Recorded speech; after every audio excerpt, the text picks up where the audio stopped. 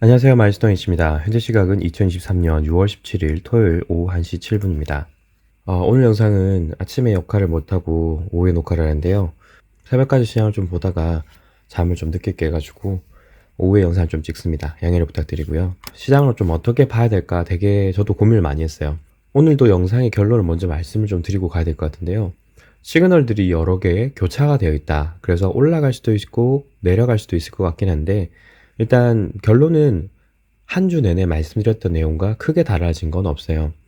상방을 열어두고 있기 때문에 인버스 투자하시면 안 되고, 그리고 만약에 하락이 나온다고 하더라도 짧게 나올 가능성이 높다. 지금 뭐 시그널들에 대해서 많이 말씀을 드리겠지만 시그널들이 굉장히 혼재되어 있어서 이 시그널들을 이정표 기준으로 본다고 하더라도 이정표 자체가 더 아래로 떨어져서 혹은 이제 변곡을 시작할 정도까지는 아닐 수 있다. 혹은 기존에 봤던 파형 자체를 좀 더 수정을 해서 이정표들을 봐야 될 경우가 생길 것 같다. 이 이정표 기준으로 봤을 때 시그널이 어떻게 될지 아직 확정적이지 않기 때문에 시장은 기존 뷰대로 상방을 열어두되 하락이 얼마가 나온다고 하더라도 따라갈 생각은 없다.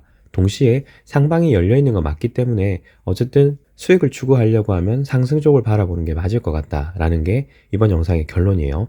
하지만 이제 나중에 시장을 보면서 말씀드리겠는데 시장의 주요 이벤트가 끝났기 때문에 차주에는 하락으로 돌아설 가능성이 있습니다. 하지만 오해 없으시길 바래요. 시장에서 하락이 얼마가 나온다고 하더라도 상승이 아직까지 열려 있습니다. 아직까지 열렸기 때문에 저는 현재로서는 인버스 잡고 싶은 생각 없어요. 차라리입니다. 어떤 특정한 이벤트가 터져서, 그것도 갑작스러운 이벤트입니다. 아주 갑작스러운 이벤트가 터져서 급락을 해서 시장이 완전히 무너지는 게 아니라면 현재 상황에서는 조정을 받는다고 하더라도 상승으로 돌아설 가능성이 높기 때문에 인버스 투자보다는 차라리 상승으로 가는 뷰를 가지고 레버러지라든지 아니면 지금까지 많이 눌렸던 종목들을 매수해서 수익을 내는 게 옳지 않은가라고 그렇게 생각을 해요. 파형을 보시면 아시겠지만 시장별로 조금 상이합니다. 상이하지만 일관적인 모습을 보일 때까지는 조금 지켜봐야 될 것 같다. 왜냐면 한국 시장도 미국 시장도 파형이 조금씩 다 다르기 때문이에요. 그리고 시장별로도 보여드리겠지만 조금씩 상이한 모습을 보이기 때문에 아직 완전한 싱크로를 맞춰서 시장이 움직인다고 할 수는 없을 것 같다. 각 시장별로 차이가 있다라는 걸 알고 들어주셨으면 좋겠고요. 그리고 첫 번째 여기서 메시지를 전달드릴 때 말씀드리고 싶은 핵심은 인버스 투자를 쉽게 생각하시면 절대 안 돼요. 숏이라고 하는 건 정말 어려운 매매법입니다. 특히 숏이랑 같은 효과를 가지는 뭐 선물 매도라든지 옵션 같은 경우도 인버스 효과를 낼 수 있는 포지션을 구축을 할 수 있습니다. 그래서 선물 인버스 혹은 선물 매도, 옵션 매도 같은 경우도 동시에 이런 똑같은 효과를 가질 수 있기 때문에 굉장히 좀 어려워요. 상승은 쉽습니다. 상승은 굉장히 쉽지만 하락을 맞춰서 하락에 베팅을 해서 수익 내는 건 정말 어렵다는 걸 알려드리고 먼저 시작을 하고 싶고요. 이와 관련된 영상은 제가 마일스톤 H 일반 영상에다가 올려놓은 것이 있기 때문에 제가 영상 말미에 이 영상 그냥 통으로 다시 넣어서 보여드릴게요. 참고로 그 영상의 제목은 파레토 법칙 8대2라고 하는 영상이고요. 그 영상에서도 말씀을 드리지만 전체 시장을 우상향이라고 생각한다면 올라가는 기간은 8, 내려오는 기간은 2입니다. 그렇기 때문에 이 2라는 구간은 상대적으로 짧아요. 대신에 8이라는 기간을 완전히 되돌릴 수 있는 무시무시한 하락이 짧은 기간 동안 나타나기 때문에 이 부분을 잘 이해하고 대비를 한다면 수익은 최대화, 손실은 최소화할 수 있겠죠. 하지만 기간에서도 알 수 있는 것처럼 상승은 길고 하락은 짧습니다. 그래서 이 짧은 확률, 짧은 기간 동안에 2라고 하는 20%의 확률을 맞추는 건 사실 잘 훈련된 트레이너가 아니면 시점을 맞추는 게 힘들어요.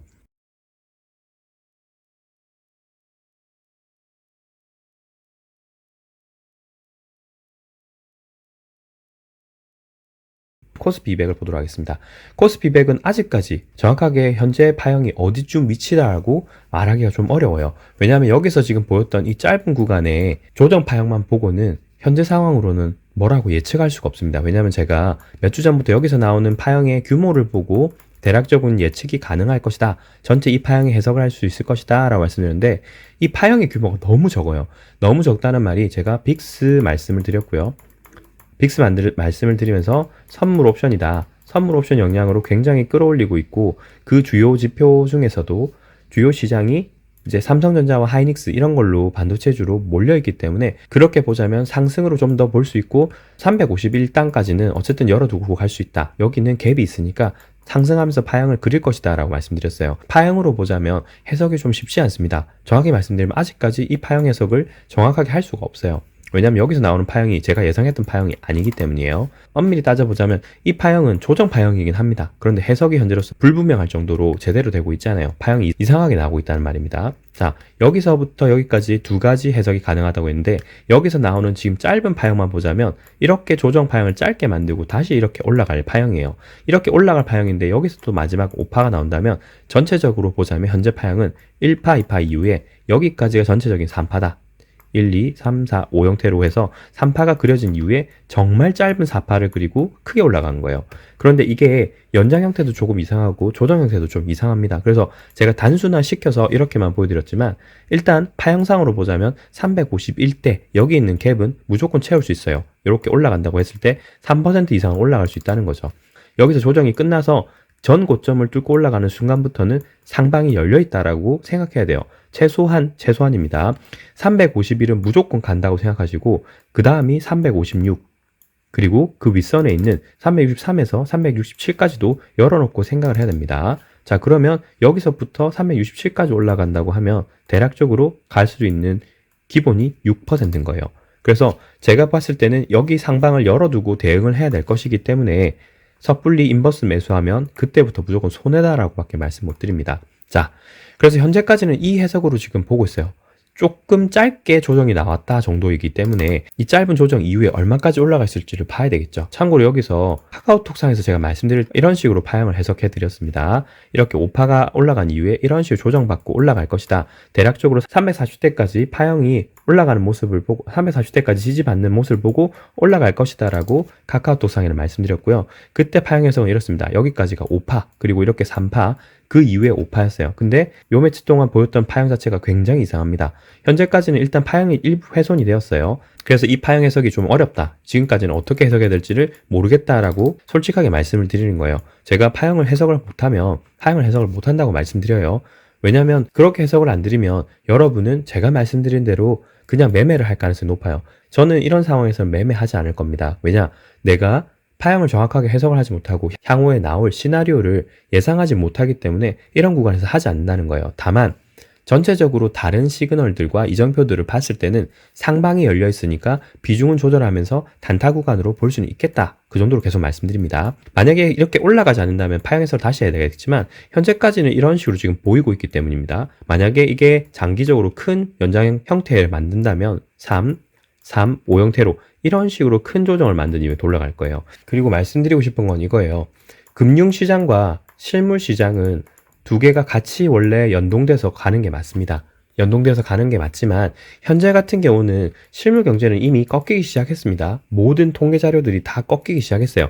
이미 꺾였고 꺾인 지 오래된 부분도 많습니다.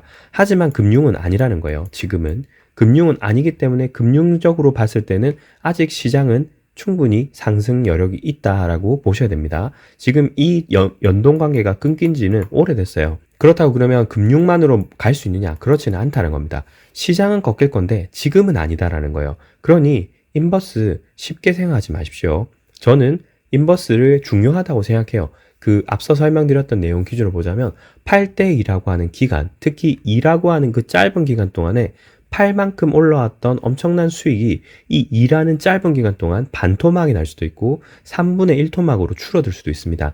그런 위험성을 경고하는 거지 인버스로 돈 벌려고 한다. 이거 진짜 위험한 거예요. 그러니 제가 여러 후원인들께 말씀드리고 싶은 것은 중립론자 무조건 되셔야 됩니다. 중립론자. 인버스도 물론 돈 벌 수 있습니다. 인버스가 악이다 라는 건 아닙니다. 내 자산이 완전히 내가 팔 수 없으니까 저가에 매수했던 금액이 있으니 그 손실을 최소화하기 위해서 인버스라고 하는 해지 상품을 가지고 매매를 하자는 것이지 인버스만 가지고 혹은 매도 포지션만 가지고 무조건 수익을 내겠다고 하면 굉장히 어려운 거예요. 앞서 설명드린 것처럼 8대2라고 하는 기간만 보더라도 그렇습니다. 그러니까 인버스 쉽게 생각하시면 절대 안 돼요. 자, 나스닥입니다. 나스닥도 굉장히 강해요. 굉장히 강하고 전체 파형을 보자면 1, 2, 3, 4, 5 형태로 보고 있고 여기서 3, 5 형태다. 오파가 굉장히 크게 나오고 있어요. 이례적으로 크게 나오고 있습니다. 일반적으로 엘리어트 파동 이론을 보자면 5, 3, 5 형태로 이렇게 지그재그 형태로 나가는 게 맞아요. 그런데 저는 엘리어트 파동 이론을 그대로 보고 있지 않다고 했어요. 5, 3, 5라고 하더라도 이 3파 자체가 이런 식으로 올라가면서 이 역시도 5, 3, 5 형태를 만들 수 있기 때문에 여기에 오파가 두 번이 나오거나 혹은 한 번 정도 나올 수 있기 때문에, 왜냐하면 3, 3, 5 형태, 5, 3, 5 형태로 해서 오파가 한 번 또는 두 번이 나올 수 있는데 여기서는 오파가 지금 현재로서는 한 번밖에 안 나왔죠. 그러니까 이렇게 크게 나오는 겁니다. 일단은 이게 만약에 5, 3, 5 형태 나왔다면 더 크게 나올 수도 있는 거예요. 5, 3, 5 형태로 해서 엄청나게 크게 올라갈 수도 있겠지만, 그렇게 계산을 해보자고 하면 엘리어트 파동 원서에 나오는 형태는 아닌 거죠. 왜냐하면 5, 3, 5 형태는 일반적으로는 지그재그 형태의 가능성이 높기 때문입니다. 그렇지만 여기서 오파 형태가 한 번이나 나온다고 하면, 그리고 그것이 어떤 심리적 현상이나 각국 정부가 취하는 어떤 액션들, 시장 참여자들의 어떤 액션들에 대해서 반응을 할 것이기 때문에 이 오파가 얼마나 크게 올라갈지 규모는 예상할 수가 없어요. 규모를 예상할 수 없으니까 여기서 나오는 파형 자체를 오파로 내려온 이후에 단순하게 3파가 이런 식으로 N자 플랫 혹은 지그재그로 좀 크게 한다고 하더라도 기존 고점까지 올라가지 못하라는 법은 없다. 왜냐하면 이렇게 올라오는 파형 자체가 이런 식으로 나왔을 때 둘 중에 하나는 최소한 오파가 한 번 나올 수 있고, 그 오파가 시장 심리의 상황에 따라서 얼마나 연장될지는 알 수 없기 때문입니다. 지금 현재 나오는 파형이 딱 그런 형태예요. 자, 그래서 여기 제가 지금 파형을 여러 개 그려뒀죠. 여러 개 그렸는데 1시간봉 들어가서 보시게 되면 현재까지 나온 형태를 보자면 이렇습니다. 뒤쪽에 나오는 건 또 진행 파형을 보면서 해야 되겠죠. 현재까지는 이렇게 보겠습니다. 여기서 5파, 조정 2파, 상승 파형을 그리고 있는데 이렇게 지금 파형의 가파르기, 각도가 점점 높아지고 있으니까 이게 여기서는 3파로 나왔다는 건 거의 확실해요. 5-3파인데 3파가 연장 형태의 가능성을 굉장히 좀 높게 보고 있습니다. 그렇게 되면 여기서 지금 제가 그려놨던 파형을 보자면 해석은 두 가지로 될 수 있어요. 자, 1파, 2파 이후에 여기서 3파다. 즉 5-3파인데 5-3파가 어떻게 나왔느냐를 뒤쪽에 나오는 조정 형태를 보면 알 수 있을 것인데요.